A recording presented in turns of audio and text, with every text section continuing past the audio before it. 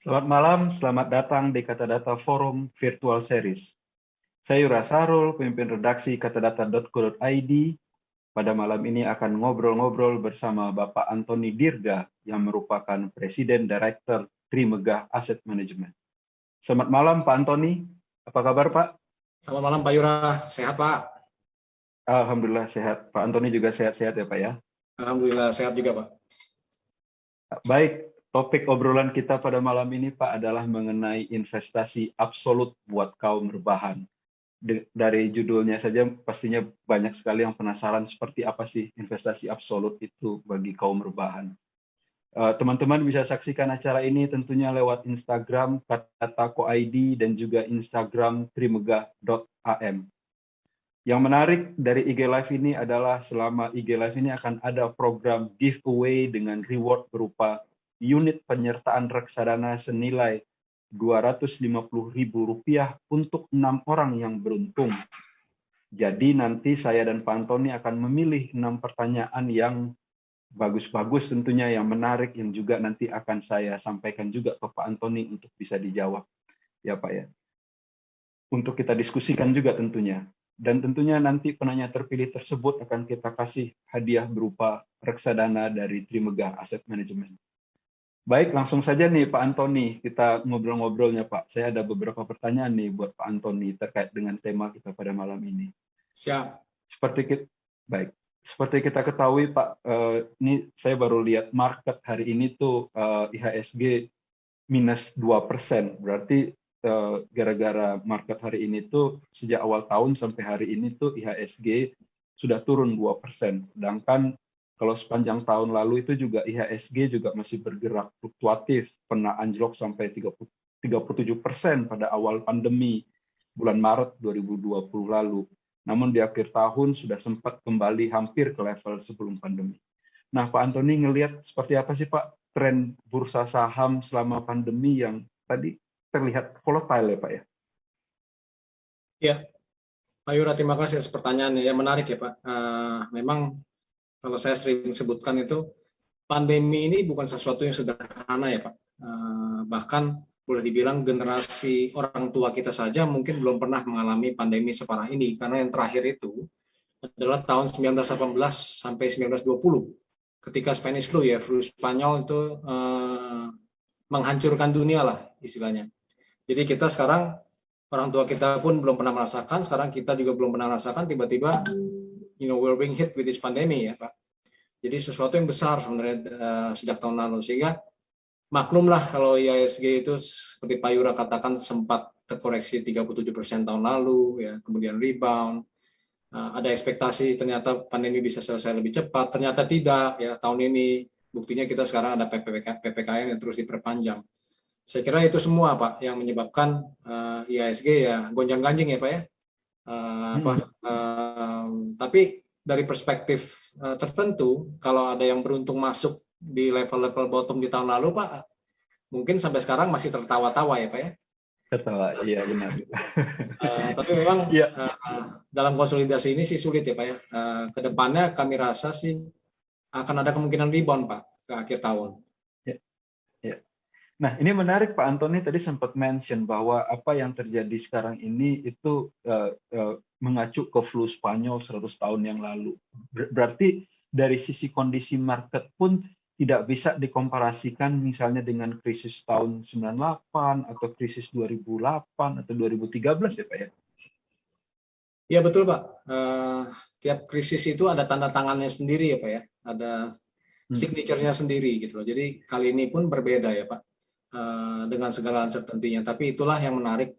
Makanya untuk teman-teman investor kita semua bisa melihat bahwa di tengah-tengah krisis selalu ada opportunity gitu. Janganlah terlalu pesimis kalau saya bilang. Nah, itu menarik nih Pak nih. Dan itu juga tercermin itu Pak, karena fenomena lain selama pandemi ini ternyata investor retail itu tuh melonjak drastis ya Pak ya. Kalau saya ini sempat riset-riset dikit ini. Dari awal tahun sampai sekarang itu aja naik 50% dan menjadi 5,8 juta investor di pasar modal. Ya itu terbagi saham, reksadana, obligasi begitu. Dan yang menarik juga itu adalah dari data juga gitu bahwa transaksi harian itu tuh sampai 60% dari total transaksi harian itu ternyata adalah transaksi investor retail. Nah, bagaimana nih Bapak ngelihat fenomena pertumbuhan investor retail yang kemudian ternyata meramaikan market kita di tengah pandemi ini, Pak?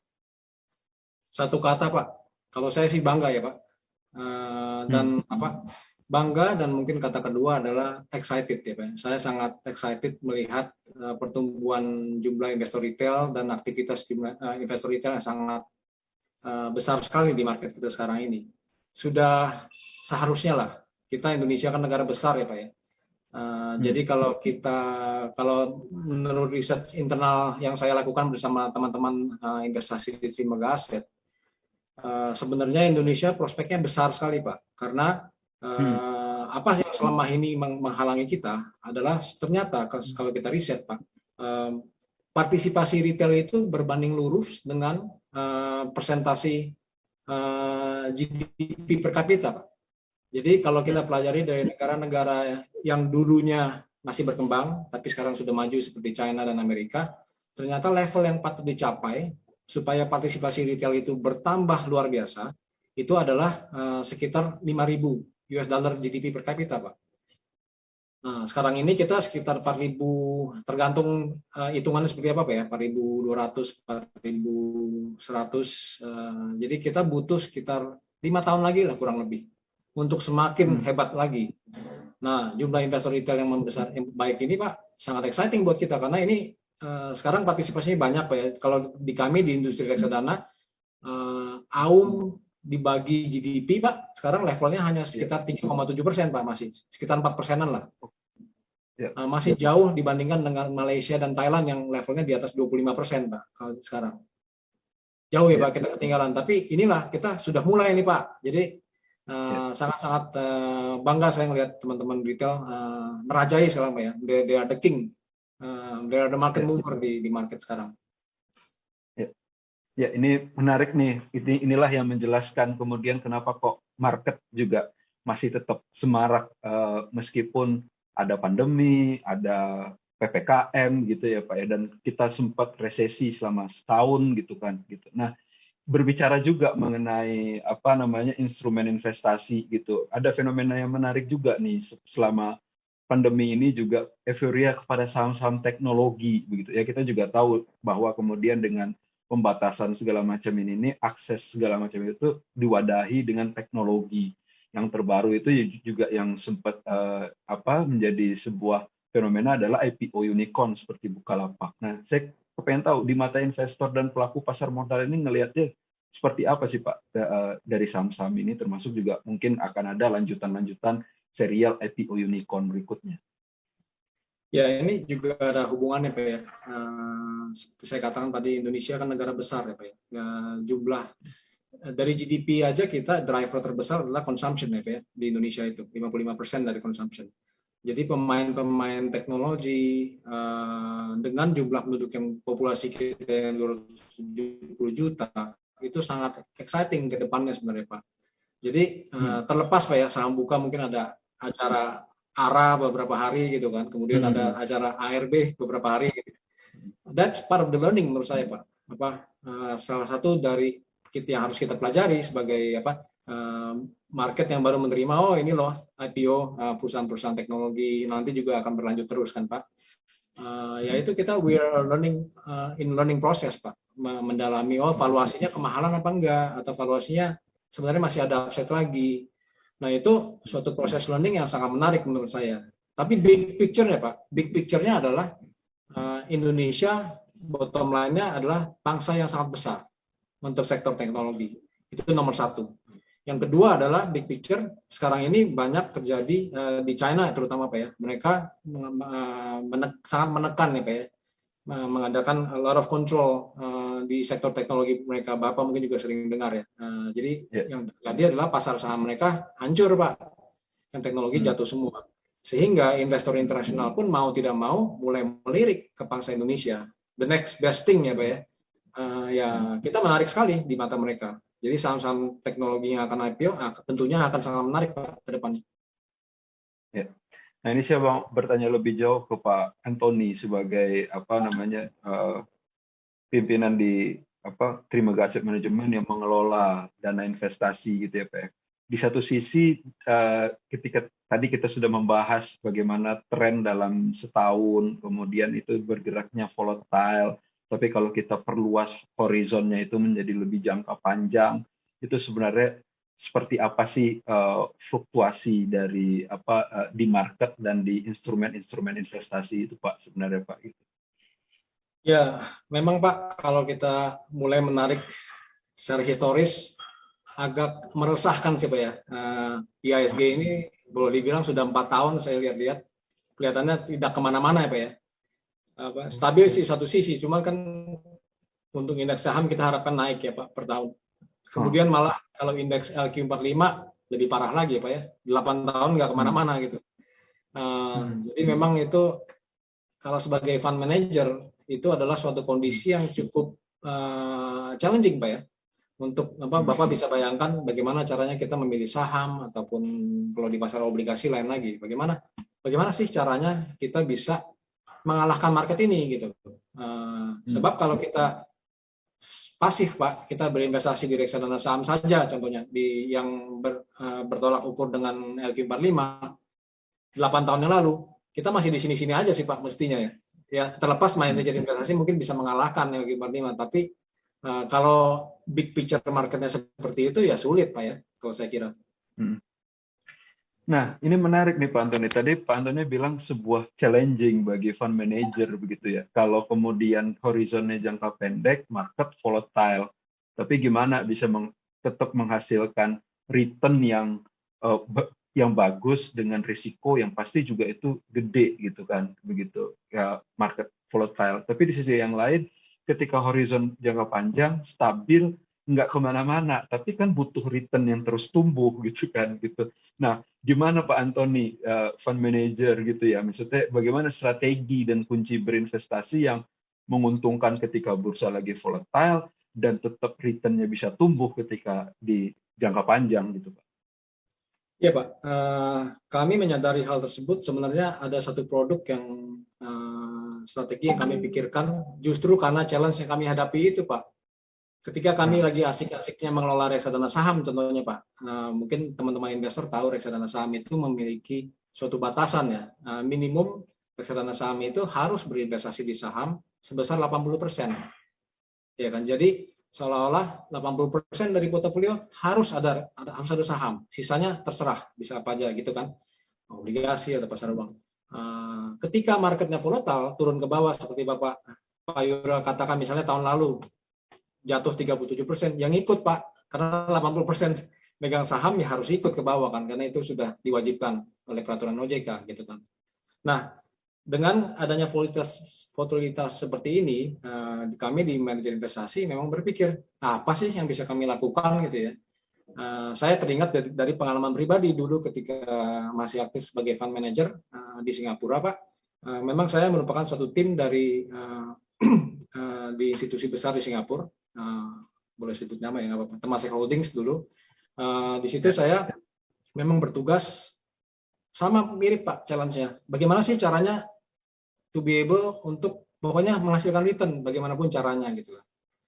Sangat sulit challenge-nya, tapi ternyata itu adalah suatu perspektif saja yang dirubah Pak. Perspektifnya dirubah. Nah, kami solusinya adalah pada saat itu kami melebarkan atau membuat fleksibel. Kita mengambil suatu platform di Indonesia yang diperbolehkan oleh OJK yang fleksibel, yaitu ternyata bentuknya adalah reksadana campuran. Seperti itu. Di reksadana campuran, fleksibel Pak, saham itu boleh antara 1% sampai 79%. Jadi bebas, bisa bergerak.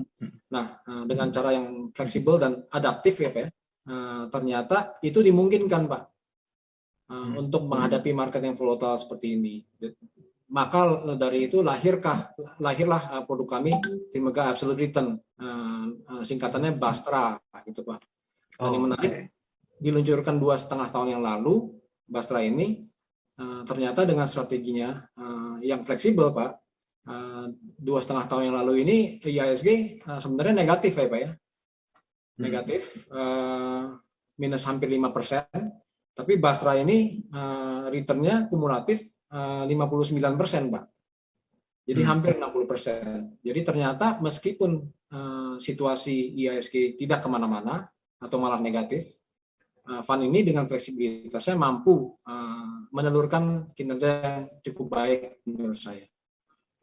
Tentu saja itu bukan janji Pak ya, ke depannya past return is not a promise ya Pak ya, tapi strateginya yang menarik Pak.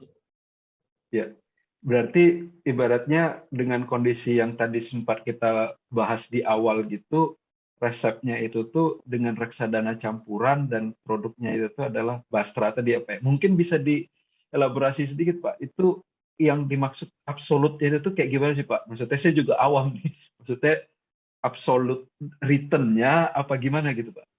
Betul Pak.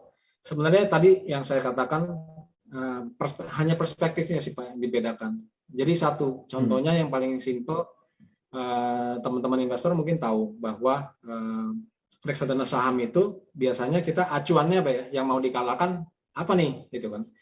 Yang mau kita kalahkan di reksadana saham biasanya LQ45 atau IHSG. Ya kan? Otomatis ketika fund manager, kami sebagai fund manager, ketika sudah mengalahkan IHSG sebesar 2-3% per tahun gitu, kami sudah cukup puas Pak. Mungkin yang lebih hebat lagi kalau bisa mengalahkan 5%. Kami ada produk yang bisa mengalahkan 5%, 7% di atas IHSG. Ya ada saja, tergantung risk return objektifnya, tergantung risk profile-nya Pak ya dari investor. Tapi ya itu, acuannya adalah kami mencoba mengalahkan ya fokus dengan tenaga dan pikiran untuk mengalahkan IHSG misalnya. Ya silakan saja, tapi kalau IHSG-nya negatif Pak, minus 37 gitu kayak tahun lalu, kemudian kami minus 20 gitu Pak misalnya. Kami kan sudah mengalahkan IHSG, betul Pak. Tapi apakah investor kami tertawa-tawa? Yang enggak Pak. Ya kan investor tetap saja komplain dong Pak. Ya ini kenapa gitu kan. Kalau kita minus 20, IHSG minus 37 kan sudah menang 17% sebenarnya. Tapi kenapa tetap investor nggak happy? Nah, ternyata kalau kita tilik-tilik, Pak, pelajari, sebenarnya investor maunya apa sih? Investor itu kan maunya return yang absolut. Maunya positif, bos. Gitu kan. Pokoknya kita maunya positif. Gitu. Jadi, perspektif yang berbeda itu, Pak, di Basra ini adalah kami ganti, Pak, indeksnya. Indeksnya itu bukan IHSG. Kami tidak mencoba mengalahkan IHSG. Kami mencoba mengalahkan tingkat suku bunga deposito plus 5%. Nah, ternyata menarik Pak. Begitu kita ganti benchmarknya, acuannya diganti, ya fund manajernya fokusnya berubah. Karena kalau Bapak lihat deposito ditambah 5%, dibagi 12 Pak. Itu kan harus positif kan Pak tiap bulan. Nah, ketika fund manager kita kasih challenge yang berbeda dan kita kasih objektif atau diiming-iming objektif yang berbeda, ternyata tindakan mereka pun berbeda. Bedanya di mana Pak? Ya, kurang lebih seperti ini. Waduh, kalau tiap bulan saya harus menghasilkan berapa? Contoh taruhlah 80 basis point gitu. Bagaimana ya caranya saya harus mengalahkan 80 basis point? Berarti tiap bulan saya harus positif. Logika berikutnya adalah mereka berpikir, bagaimana caranya? Oh, berarti tiap kali kami membeli saham, kami harus pastikan saham ini yang kita beli hanya yang bisa kemungkinan besar menghasilkan return yang positif. Bukan gara-gara saham tersebut ada di indeks, Pak. Tadi kan saya katakan kalau misalnya reksadana saham 80% suka nggak suka, pokoknya harus pegang saham tersebut gitu kan. Nah, kalau ini kamu tidak didikte untuk pegang saham, hanya pegang saham kalau kita berpikir ini mungkin akan positif gitu. Tentu saja ya Pak Yura, nggak selalu benar ya Pak ya. Sebagai fund manager kita nggak pernah 100% benar. Malah dulu tugas saya di Temasek pernah memilih reksadana terbaik di seluruh dunia. Saya mengevaluasi kurang lebih 600 reksadana Pak di seluruh dunia. Dulu fund manager yang terbaik itu pun paling kondisi benar salahnya Pak ya, right or wrong-nya itu mungkin 65% Pak. Yang terbaik itu udah 65%. Kenapa ketika salah 35% itu masih menghasilkan kinerja yang positif? Karena mereka cut loss Pak, cepat. Kalau salah, cepatlah cut loss, jangan ragu-ragu gitu loh. Jadi itu main probabilitas namanya Pak ya. Nah seperti itu Pak, kurang lebih Basra. Kalau nggak ada urusannya membeli saham, ya peganglah barang-barang yang menghasilkan yield atau menghasilkan kinerja yang baik, taruh aja di deposito atau taruh aja di obligasi jangka pendek. Ternyata dengan mengganti perspektif seperti itu, Pak, menarik, Pak, hasilnya bisa lebih konsisten. Seperti itu sih, Pak. Ya. Sorry nih Pak Antoni kalau saya rada kepo karena dalam kondisi yang kayak begini itu tadi kita bilang gitu ya, market aja IHSG itu tuh selama setahun ini juga nggak kemana-mana.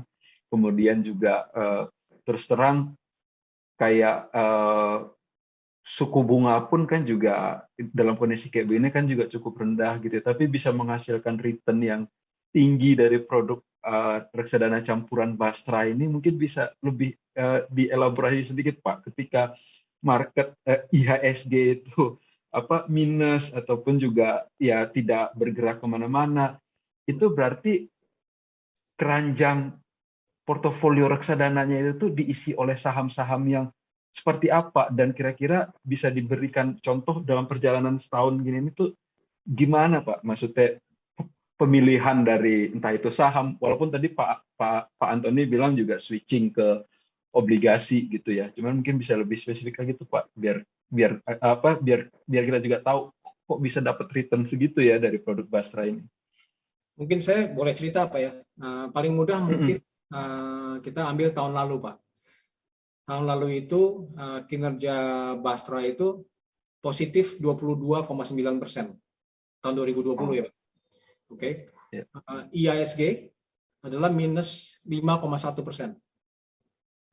Tadi kan Pak Yura bilang IISG hampir balik ke awal gitu kan, tapi sempat terkoreksi 37%. Nah sebenarnya simpel Pak, sebelum kita masuk ke saham, ada satu yang dilakukan fund manager kami, yaitu ketika COVID-19 ini memukul di awal-awal Pak ya kelihatannya, dan kelihatannya fund manager mengambil gerakan, oh ini mungkin bisa lebih gawat nih COVID ternyata. Pak mungkin Pak Yura ingat Januari Februari kita masih santai-santai ya Pak ya. Januari tahun lalu ya masih santai kayaknya ya, nggak sampai ke Indonesia lah COVID gitu kan.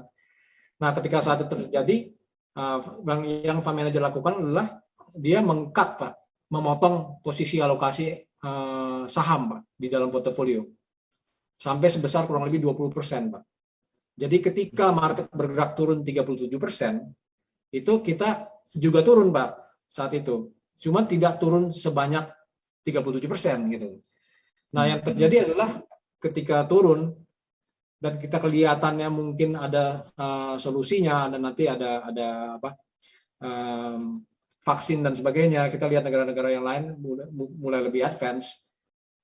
Fund manajernya lebih comfortable menambah porsi saham, Pak. Dia lakukan. Jadi ketika near the bottom, Pak, kita mulai naikkan porsi kepemilikan saham tersebut di dalam portofolio. Kurang lebih seperti itu. Nah, kalau Pak Yura bertanya kira-kira saham apa? Ada contoh-contohnya, Pak. Misalnya saham Antam, Pak. Antam ini pernah kita beli tahun lalu cenderung di akhir tahun ya, di bulan Desember kurang lebih. Antam itu bergerak sampai kurang lebih naik sampai hampir 70% ya Pak ya. Nah, sempat pada saat itu kita sempat ngambil porsi kepemilikan di situ. Tentu saja kita take profit Pak. Setelah naik berapa banyak kita take profit sehingga nanti bisa completely zero Pak. Kita sudah puas dengan Antam, sudah jadi fund manager akan melihat oke, ini Antam kita sebelum masuk kira-kira target return-nya berapa. Setelah tercapai kita keluar Pak. Zero. Kemudian kita cari memeras tenaga dan pikiran untuk cari lagi yang baru apa gitu Pak. Nah, contohnya ada lagi misalnya saham Telkom pernah di situ juga, tapi sudah keluar lagi gitu. Jadi tradingnya cepat keluar masuk Pak. Ini Pak Antoni ini boleh jawab, boleh enggak? Karena bisa jadi ini rahasia dapur para fund manager di Trimegah. Kira-kira ada guidance nggak? Misalnya saham-sahamnya itu tuh harus saham-saham BUMN atau yang ada di LQ45 atau saham sektor tertentu. Begitu juga di bondnya Pak. Harus bondnya pemerintah, sunnya pemerintah, SBN pemerintah, atau obligasi korporasi yang rating apa. Mungkin kalau bisa dijelasin detail sedikit. Nggak tahu nih ada fund manager dari aset manajemen lain yang mantau nggak. Tapi kalau Pak Antoni mungkin bisa buka-bukaan sedikit nih Pak Antoni. It's okay, Pak Yura. It's a good pertanyaan yang bagus itu Pak. Kami sebenarnya di Trimegah Aset kami memiliki investment universe, Pak. Jadi pertama kali memang untuk reksadana manapun, Pak, kami saring pertama kali. Jadi saring dari segi likuiditas penting, dari si issuer saham-saham emiten tersebut kami sudah analisa dulu ya Pak, kami nyaman apa tidak. Nah, kurang lebih universe kami itu Pak ada sekitar 100-an saham, Pak. 100-an saham di dalam universe kami. Nah, itu yang kami cover dengan tim fund manager dan analis kami. Lalu untuk seluruh reksadana apa ya? Reksadana saham, reksadana Bastra ini campuran, bebas memilih dari 100 itu. Nah, yang penting pertamanya kami sudah saring, kemudian dari 100 itu tentu saja dianalisa yang mana nih yang memiliki target return yang baik. Seperti itu sih Pak. Nah, kalau untuk saham ya Pak. Jadi likuiditas penting bagi kami. Kami tidak mau terjebak oleh saham-saham yang ya sekarang liquid nantinya tapi enggak gitu Pak nanti kalau jangan seperti itu karena likuiditas bagi kami penting karena teman-teman investor kami tahu bisa masuk ke reksadana kami tapi juga harus bisa keluar Pak. Karena kan investor membutuhkan uangnya secara emergency meskipun saya nggak sarankan ngambil dari yang reksadana saham atau campuran. Ya kan biasanya dana emergency kan ditaruhnya di reksadana pasar uang ya Pak, yang lebih konservatif. Yeah. Atau fixed income. Tapi tentu saja likuiditas sangat kami pantau Pak. Kami selalu memposisikan supaya portofolio kami bisa dilikuidasi 90% dalam beberapa hari Pak. Jadi harus liquid. Nah, kalau untuk obligasi, ya, Pak Yura pertanyakan, itu tentu saja harus investment grade, Pak, ratingnya. Harus BBB- ke atas. Dan kami dalam menganalisa obligasi juga sedikit kreatif ya, Pak. Kami yang analisa, kebanyakan kita kan, ilmu pastinya tuh, analisa bonds itu, the ability to pay, Pak ya. Kita menganalisa, bisa nggak company ini sebenarnya membayar kupon dan prinsipalnya balik. Gitu kan, Pak? Nah, selain itu kalau kita diterima aset, kami juga melihat the willingness to pay, Pak. Kita melihat niat apa enggak nih, Pak, bayar kupon, bayar prinsipalnya gitu loh. Sedikit bercanda ya, Pak ya, tapi ya company-company di Indonesia ya kita tahu mungkin kita nggak usah berprasangka buruk lah, tapi kenyataannya memang kita harus berhati-hati dalam menganalisa bonds itu, bukan hanya kemampuan mereka untuk membayar, tapi ada niatnya atau enggak gitu, untuk membayar. Itu penting sekali dianalisa juga, Pak. Mungkin itu sedikit. Iya, jadi kalau yang saya tangkap dari penjelasannya Pak Antoni itu memang kemudian return-nya absolut, tapi tetap harus risiko itu bisa termitigasi gitu Pak ya. Sehingga kemudian sehingga kemudian ya return-nya memang kemudian bisa lebih tinggi dibandingkan instrumen investasi underlying-nya, tapi juga risikonya itu tuh diusahakan seminim mungkin untuk itu kan Pak ya. Betul Pak. Nah, mungkin tadi Pak Antoni bilang bahwa reksadana Basra ini tuh sudah 2,5 tahun Pak. Mungkin bisa diceritakan sedikit seperjalanannya ini tuh sudah berapa banyak nasabahnya, dana kelolaannya seperti apa gitu. Kemudian tadi kalau return juga sudah sempat disampaikan. Mungkin bisa dipaparkan sedikit Pak. Iya Pak. Sebenarnya ini perjalanan cukup panjang Pak. Pak Yura, ini bukannya curcol ya Pak ya. Konsep absolute return ini saya juga mau memastikan teman-teman investor juga nggak salah mengerti. Kami bukan menjanjikan return ya. Tapi konsep absolute ini adalah sebenarnya alignment. Kalau kita pikir-pikir, ketika teman-teman misalnya berinvestasi sendiri gitu ya, kita trading saham sendiri gitu, pastilah tujuannya sebenarnya absolut, benar nggak? Ya. Pernahkah teman-teman membeli saham gara-gara saham tersebut ada di indeks? Who cares kan Pak? Ya kan Pak? Siapa yang peduli dari indeks? Yang penting saya bisa make money apa enggak? Itu kan sebenarnya konsep ya Pak ya. Nah sebenarnya nama absolut ini bukan berarti kita returnnya akan terus-terusan positif. Kami tidak menjamin itu ya Pak. Dalam yang namanya strategi tentu saja ada risikonya selalu gitu. Nah jadi maksud saya konsep ini Pak ternyata sangat sulit ya Pak di Indonesia termasuk baru Pak. Jadi ketika kami luncurkan 2,5 tahun yang lalu bukan curcol lagi. Ini cukup berat Pak untuk istilahnya mengedukasi investor tentang produk ini. Butuh waktu Pak. Dari sejak kami luncurkan itu size-nya mungkin sekitar 30 miliar Pak waktu itu ketika kami luncurkan. Sekarang sudah hampir 200 miliar Pak kalau untuk size-nya. Tapi itu perjalanannya cukup panjang ya Pak ya, karena mengedukasi teman-teman fund manager dan teman-teman sales juga sudah aktif sekali untuk mengedukasi. Karena bagi kami penting sekali ketika investor berinvestasi di produk ini, mereka harus mengerti Pak, harus mengerti. Jangan mentang-mentang return-nya aja mereka lihat, 60% 2,5 tahun lalu, terus IHSG-nya negatif, kemudian seolah-olah mengekstrapolasi, wah ini bisa 60% lagi 2,5 tahun ke depan gitu Pak. Ya nggak seperti itu ya Pak. Ini kan penting sekali. Ternyata perjalanannya itu fund manager ini selalu melihat berinvestasi itu membeli sesuatu memang tujuannya untuk menghasilkan positif return gitu Pak. Sama seperti halnya teman-teman ketika membeli saham pasti mau cari return sebenarnya. Mana ada yang mau beli saham mentang-mentang ada di indeks saja gitu Pak ya. Saya hold lah BCA karena dia besar di indeks. Nggak seperti itu kan Pak. Nah, yang saya mau tekankan di sini kan Pak, sebenarnya makanya kita bilang ini investasi sambil rebahan Pak ya, untuk kaum rebahan gitu. Bukannya bukan fund manajernya yang rebahan ya Pak. karena intinya sebenarnya biarkanlah fund manajernya yang bekerja keras, memeras otak, tenaga dan pikiran untuk coba menghasilkan yang terbaik untuk teman-teman investor yang berinvestasi di reksadana Basra ini. Intinya kan itu Pak. Kenapa Pak? Di sini yang paling penting sebenarnya alokasinya ya Pak ya. Alokasinya. Jadi kalau kelihatannya saham lagi konsolidasi, lagi kurang baik, ya jangan terjeblos di situlah. Kita beli aja obligasi jangka pendek yang aman, ya kan? Kita investasikan di situ, ya udah kita kumpulin return sedikit demi sedikit, nggak apa-apa. Nanti pada satu saat ketika saham terkoreksi banyak misalnya kan, atau nggak usah terkoreksi Pak, misalnya ada saham-saham yang lain, ada IPO yang bagus atau dan lain sebagainya, ada opportunity, pokoknya yang bisa membuat return per saham misalnya 20-30% gitu kan. Ya, investasikan ke situ. Itu kan persis Pak, seperti Pak Yura juga berinvestasi seperti itu kan Pak.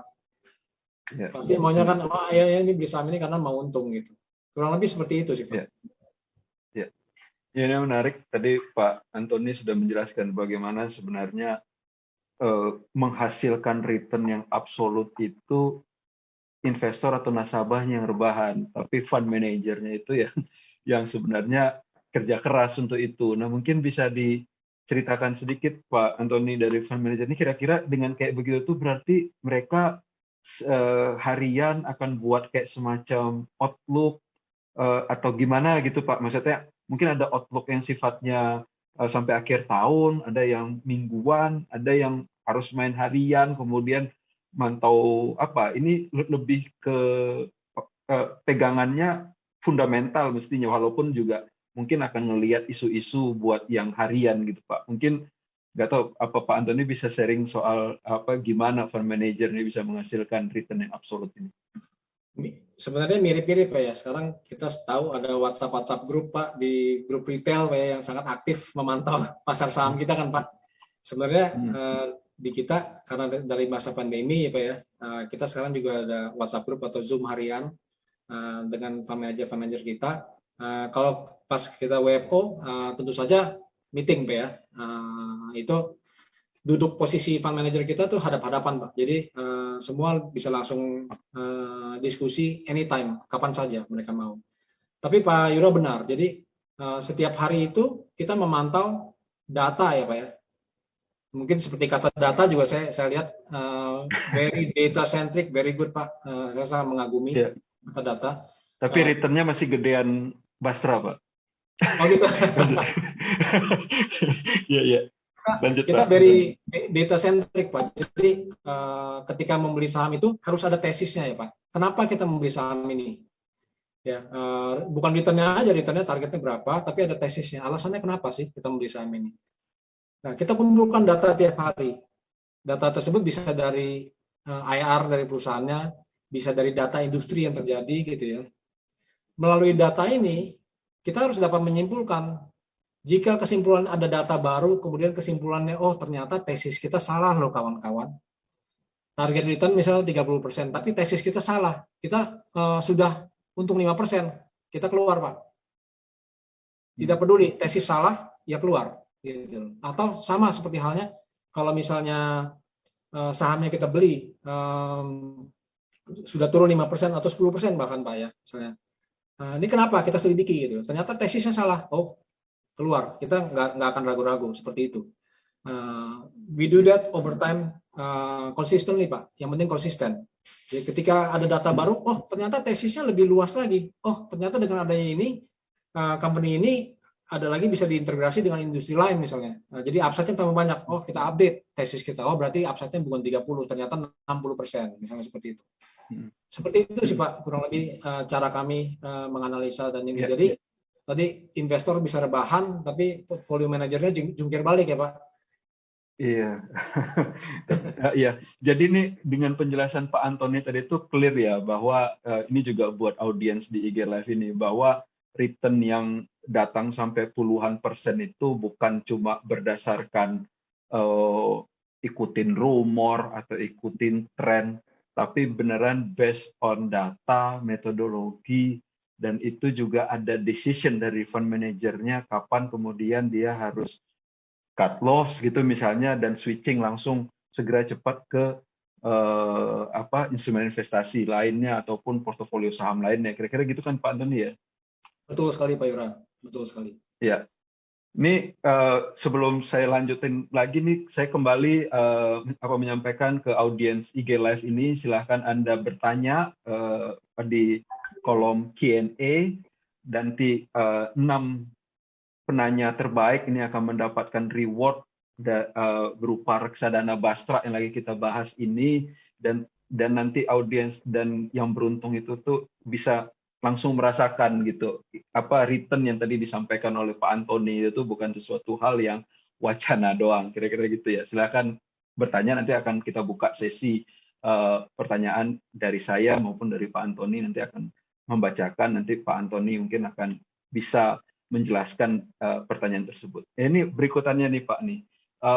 Ini sudah mau akhir Agustus, kira-kira dari Pak Antoni, dari teman-teman di fund manager dan dari di asset management tentunya juga sudah membuat proyeksi, outlook gitu ya, seperti apa, termasuk juga mungkin yang sifatnya spesifik terkait reksadana campuran Bastra ini maupun yang sifatnya general outlook market maupun instrumen-instrumen investasi lainnya. Barangkali Pak Antoni bisa sampaikan. Ya Pak, terkait outlook sih sebenarnya gini Pak ya. Satu tadi saya baru teringat Pak. Sebenarnya reksadana Bastra ini bagi saya baik ya, untuk investor yang mau lebih duduk manis lah Pak ya.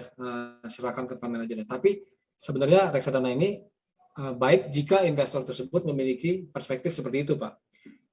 Tapi jika investor yang mau berinvestasi secara aktif Pak ya, lebih mau aktif dan proaktif gitu ya, dan mau mengalokasikan dananya sendiri, tentu saja reksadana saham tetap bagus ya Pak. Saya jadi bukannya mau memastikan bukannya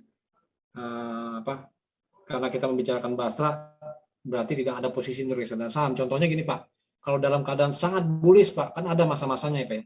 Reksadana saham itu silakan saja, karena kan justru mereka diatur minimum harus 80% di saham, nggak bisa lari kemana-mana. IHSG misalnya meroket 30%, ya pasti udah jelas menang kemana-mana gitu Pak ya. Jadi saya memastikan itu sih. Nah kalau terkait forecast Pak, kami sih di Trimegah sejak awal tahun mematok IHSG target di 6.700, 6.800 kurang lebih Pak. Bonds 10 tahun mungkin obligasi sekitar level 6%, jadi di bawah yield yang sekarang. Jadi kinerja pendapatan tetap mestinya juga masih bisa naik lagi ke akhir tahun. Untuk reksadana saham tentunya mengikuti Pak ya, mengikuti IHSG yang kami posisikan. Mudah-mudahan kami benar bahwa ke akhir tahun ketika pandemi ini bisa lebih jelas, IHSG bisa terjadi rebound Pak, sehingga pasar saham kita bisa lebih baik lah. Mudah-mudahan ya Pak, jangan kita melihatnya tahun lalu IHSG -5, masa tahun ini -5 lagi gitu. Iya, ya tentunya apa yang disampaikan oleh Pak Antoni ini adalah proyeksi-proyeksi dengan titik yang ada sekarang gitu kan. Ketika kemudian bulan depan yang mudah-mudahan tidak kejadian gitu, misalnya apa pandeminya naik lagi atau ada something, ya pastinya proyeksinya kan pasti Betul, akan berubah gitu kan Pak ya. betul Pak, Gitu. betul Pak. Ya, ada Uh-uh. variabel baru Pak, Cuman data baru. ya variabel baru gitu. Jadi juga tidak absolut juga. Jangan dibilang nanti, kata Pak Antoni 6.700 sih, IHSG kok nggak kejadian. Ya bisa aja ada sesuatu yang terjadi gitu kan Pak ya. Apalagi ini juga market ini kan juga saling terkoneksi dengan di luar Indonesia juga. Persoalan geopolitik macam-macam kan juga bisa mempengaruhi kira-kira gitu kan Pak ya. Betul Apalagi sekali, Pak Irfan. iya, apalagi kayak yang sekarang ini pun juga kan market ternyata tiba-tiba dipengaruhi oleh kebijakan di Amerika terkait dengan taperingnya kan gitu. Kira-kira gitu ya Pak Antoni ya. Nah, Betul sekali Pak. Ya. Ya, nah cuma tadi yang menarik juga tadi Pak Antoni juga sampaikan bahwa bukan berarti juga dengan kita ngebahas Basra dari tadi, reksadana campuran itu adalah keunggulannya segala macam, sementara reksadana saham itu tuh kurang oke gitu. Ya, kalau yang saya tangkap dari penjelasannya Pak Antoni itu, kelebihan dari reksadana campuran adalah fleksibilitas dalam mengatur alokasi portofolio investasinya gitu kan Pak ya. Dan Betul. kelebihan dari reksadana campuran Basra adalah fund manajernya yang selama market buka dia nggak rebahan, kira-kira kan gitu ya Pak Antoni. Ya betul Pak, betul. Nah, mungkin kita coba lihat apakah sudah bisa kita buka Q&A. Kalau kita ngobrol jauh market bisa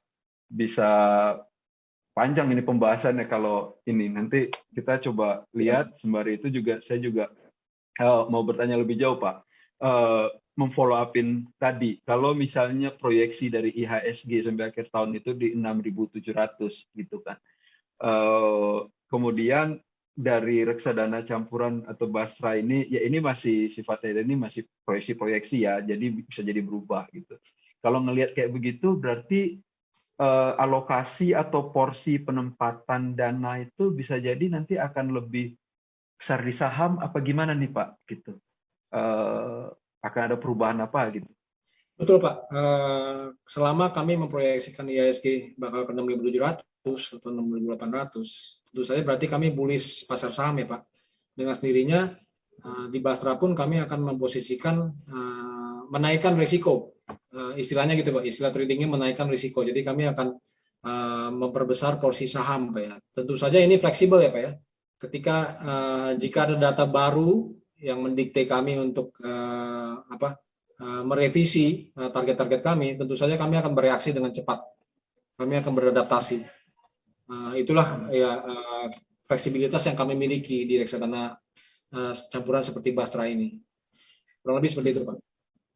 Ya, ini kita harus kasih seperti yang tadi sudah saya sampaikan tadi, kita harus mulai nih mensortir pertanyaan-pertanyaan yang menarik. Ini ada dari Valentino Steven, ya, maaf nih di kolom Q&A-nya saya agak bingung. Bagaimana tanggapan Pak Antoni terkait dengan new economy dalam pemilihan reksadana saham? Apakah bisa masuk dalam aset alokasi reksadana atau tidak? Ini mungkin maksudnya new economy ini ekonomi digital barangkali ya. Mungkin Pak Antoni bisa jelaskan seperti apa pertimbangan ataupun strateginya dalam pemilihan reksadana saham ya. Mungkin reksadana saham dan campuran kali. Silakan Pak Antoni. Ya, kalau saya jawab, kalau misalnya reksadana saham, new economy ini harus dipertimbangkan.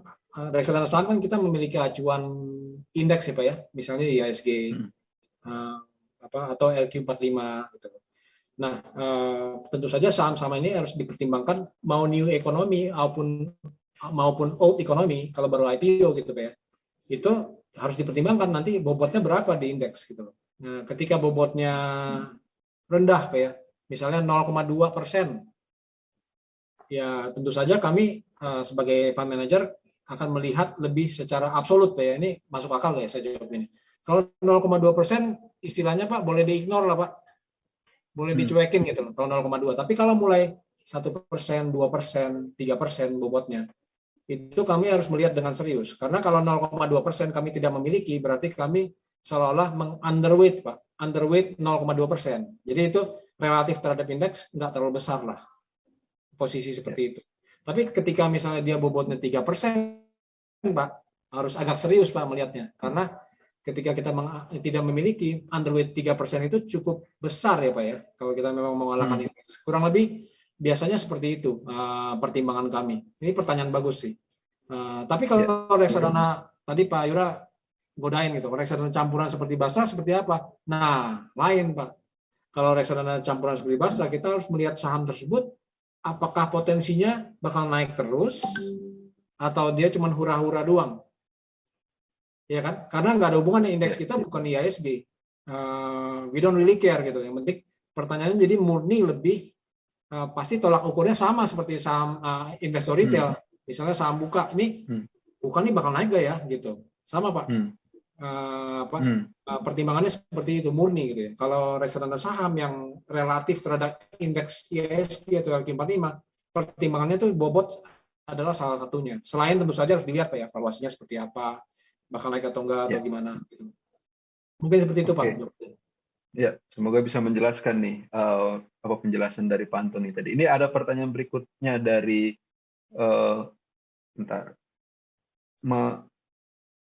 Mamuroh Laili. Saya melihat kinerja Basra ini cukup stabil. Dia udah lihat nih Pak.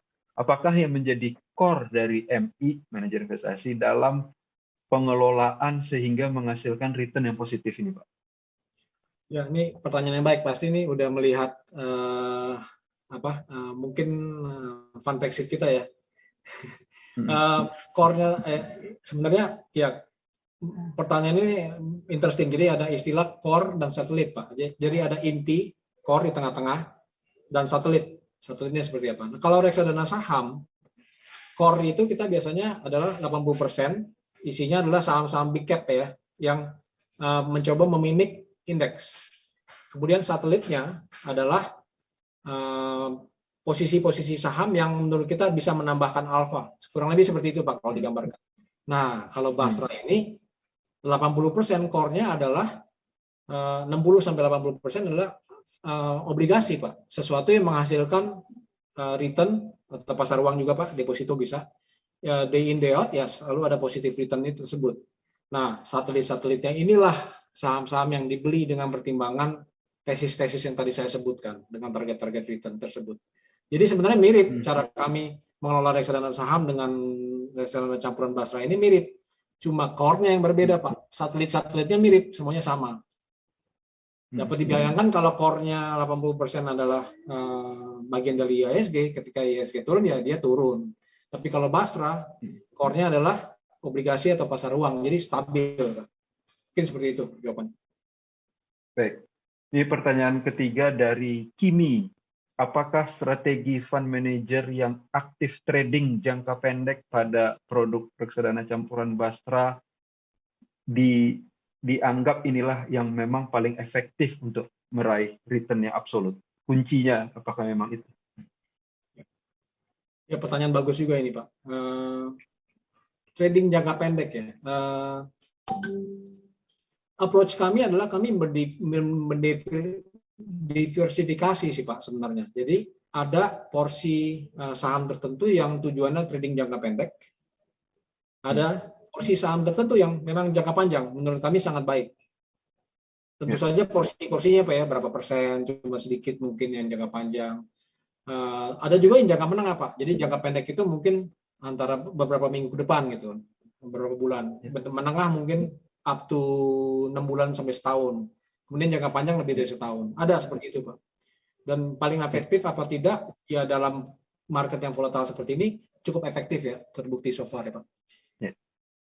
Ya. Ini ternyata pertanyaannya juga cukup banyak Pak. Sementara kita waktunya juga terbatas. Ini ada 3 pertanyaan lagi biar bisa lebih cepat direspon barangkali dari Pak Antoni nih. yang bisa memilih langsung pertanyaannya. Ini ada beberapa, Pak. Ya. Mungkin Oke, ini mungkin ada satu Pak ya. tadi ada yang investor. Misalnya bagaimana sih, ini dari Ishak Samuel Sinambela. Bagaimana sih cara memitigasi risiko untuk investor pemula? Apa saja sih yang harus dianalisa? Nah, untuk investor pemula, saran saya pelajarilah fund manajernya atau manajer investasinya dengan sebaik-baiknya. Jadi memilih manajer investasi itu sama seperti memilih pacar ya Pak. Harus tahu bibit bebet bobotnya lah. Jadi bagaimana caranya? Gampang, kalau Trimega Aset dan saya yakin manajer investasi lainnya pun sering mengadakan edukasi. Ya, kita sering mengadakan IG Live, ada webinar dan sebagainya. Gratis kok semuanya, available gitu di banyak video-video rekamannya juga banyak. Nah, disitulah pelajarilah baik-baik, mengertilah manajer investasi tersebut dan filosofinya seperti apa. Kemudian ambillah putusan gitu. Kalau sudah mengerti, berarti nanti tahu mengikuti, senang dan susah ditanggung bersama-sama, karena at the end of the day kan manajer investasi itu mengelola uang Anda loh, teman-teman investor. Jadi jangan disepelekan ya, jangan hanya memilih berdasarkan return saja dilihat, oh seperti ini bagus ya masuk, jangan seperti itu sangat shallow ya menurut saya. Jadi harus dimengerti lah, seperti memilih pacar yang saya katakan tadi. Kalau pertanyaan berikutnya Pak. Itu ada yang menarik juga sih. Meli yang paling bawah ya, Meli Juwitan ya. Psikologis. Oke, adakah dari Nelly Juwita ya? Adakah tips dari Bapak tentang cara mengatur psikologis agar sebagai investor bisa tetap tenang saat rugi? Nah, biasanya memang kalau saat rugi pasti keadaannya mengkhawatirkan gitu ya, stres. Tipsnya galau-galau lah. Galau-galau gitu memang. Yang itu yang tadi saya jawab, pertanyakan tadi, saya jawab tadi. Mengertilah manajer investasi yang Anda pilih. Jadi karena kalau kita mengerti lebih jauh approach mereka, akan terjadi sama saja, istilahnya mereka Anda sangat mengerti manajer investasinya, seolah-olah Anda berinvestasi sendiri. Kadang-kadang kita berinvestasi sendiri pun kan juga rugi, seperti itu kan. Cuman percayalah bahwa manajer investasi itu tidak tinggal diam ya. Kita pengalamannya pun cukup panjang, dan kami bekerja profesional. Memang job kami adalah mengelola investasi gitu loh. Bolehlah dipercayakan untuk kami ini. Sedangkan Mbak Nelly misalnya pekerjaan tetapnya, I don't know, misalnya kerja karyawan di kantor ataupun bisnis, apapun itu, bisa fokus ke bisnis atau pekerjaannya sendiri. Ya tadi istilah rebahan itu ya. Jadi percayalah kepada investasinya, tapi tolong dipelajari. Gitu. Kita udah dekat berakhir ya Pak ya. Itu ada satu yang terakhir barangkali bisa dijawab singkat juga, dari Mas Bro Budi Doremi. Mana lebih baik, investasi reksadana sekaligus atau berkala ya? Atau ya bertahap kali gitu ya maksudnya. Ya, saya sih kalau disuruh milih, saya akan menjawab secara berkala. Karena secara berkala itu kita tahu market pada dasarnya adalah volatile. Even reksadana Basra pun ada naiknya, ada pula turunnya. Jadi kalau kita berinvestasi secara berkala, secara disiplin dengan jumlah yang sama, ketika market turun, jumlahnya sama nih, misalnya kita berinvestasi 500.000, market turun kita dapat saham, misalnya reksadana saham lebih banyak, ya kan, porsinya, unitnya dapat lebih banyak. Ketika market naik, kita dapat lebih sedikit. Jadi kita dalam berinvestasi itu menurut saya jauh lebih penting, kalau dibandingkan yang mana lebih penting, disiplin atau skill set. Menurut saya disiplin lebih penting, Pak Yura. Dari pengalaman saya sudah berpengalaman 24 tahun di pasar. Disiplin itu penting sekali. Kadang-kadang kita mau sepintar apapun, ketika marketnya turun, ya, tapi kita sangat panik gitu. Padahal tesis kita benar gitu, Pak. Kita akhirnya salah, Pak. Kita malah keluar gitu kan. Seperti itu kurang lebih. Jadi disiplin jauh lebih penting. Jadi saya sih, I'm a fan of investasi secara berkala. Baik Gitu. Pak Antoni, tadi itu adalah jawaban atas pertanyaan terakhir ke-6. Ini juga udah pertanyaan ke-6, waktunya juga sudah mau 1 jam. Ini selamat kepada 6 penanya tadi yang kemudian bisa mendapatkan giveaway berupa unit penyertaan reksadana sebesar Rp250.000. Nah, selamat juga Anda akan menjadi investor yang rebahan dan semoga bisa menikmati return yang absolut, begitu ya Pak Antoni ya. Amin, amin Pak. Terima kasih. Ya, terima kasih banyak ini Pak Antoni atas waktunya dan insight-insight-nya, tips-tips strategi berinvestasi di masa market yang mungkin tidak terlalu bersahabat, yang sifatnya volatile, tapi kemudian bagaimana itu bisa tetap menghasilkan return yang tentunya sesuai harapan semua para investor dan nasabah. Terima kasih banyak Pak atas obrolan-obrolannya Pak. Sama-sama Pak Yunat. Terima kasih Ya, banyak. sehat selalu. Lain kali kita Selalu. bisa ngobrol-ngobrol lagi. Saya Karena sangat menikmati diskusi kita Pak. iya, Pak. responnya juga cukup bagus ini Pak. Banyak yang kepengen tahu sebenarnya ini. Nanti kita kapan-kapan mungkin kita bisa ngobrol atau ngadain acara ini lagi. Terima kasih Pak Antoni. Terima kasih juga untuk Pak. Terima kasih Pak. Terima kasih juga untuk para followers dari bentar. Terima kasih juga untuk para followers serta Instagram katadata.co.id dan juga trimegah.am yang sudah menyaksikan Kata Data Forum Virtual Series kali ini. Saya Yura Sahrul, pamit undur diri. Terima kasih. Selamat malam dan sampai jumpa. Sampai ketemu Pak Antoni. Pak Yura, sampai ketemu.